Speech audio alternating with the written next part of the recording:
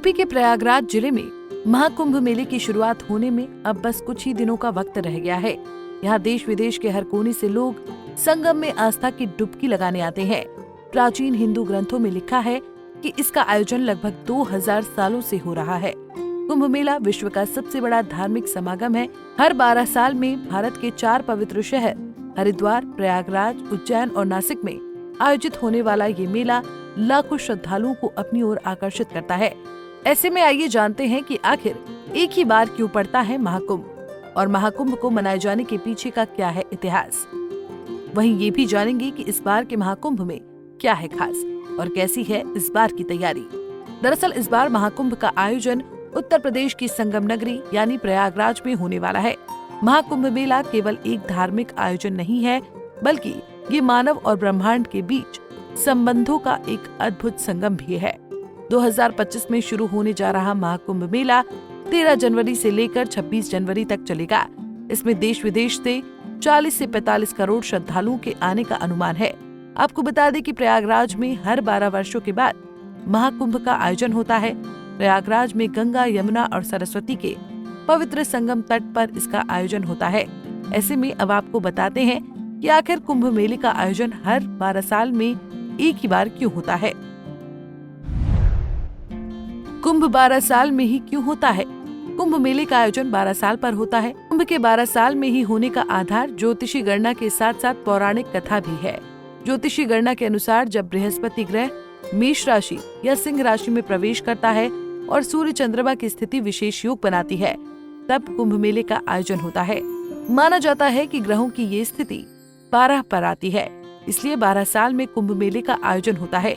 वहीं पौराणिक कथा के अनुसार सागर मंथन में जब देवता और असुरों में अमृत कलश के दिन युद्ध हुआ, तब इंद्र के बेटे जयंत असुर स्वरभानु से अमृत कलश छीनकर भाग गए थे। इसके बाद जयंत 12 दिन में स्वर्ग पहुंच सके थे।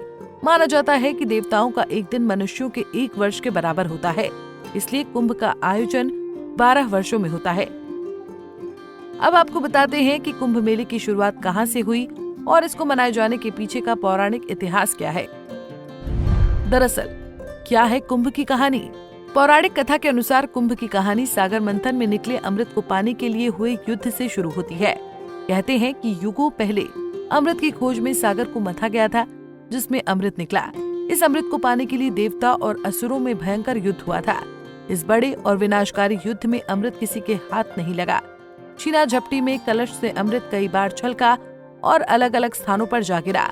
ये स्थान हरिद्वार उत्तराखंड, प्रयागराज उत्तर प्रदेश, उज्जैन मध्य प्रदेश और नासिक महाराष्ट्र थे। कुंभ शब्द स्वयं अमृत कलश का प्रतीक है, जो अमरता और आध्यात्मिक पोषण का प्रतीक है। मान्यता है कि जिन स्थानों पर अमृत की बूंदें गिरी थी, वो स्थान पवित्र हो गए थे। इन स्थानों पर स्नान करने से मोक्ष मिलता है।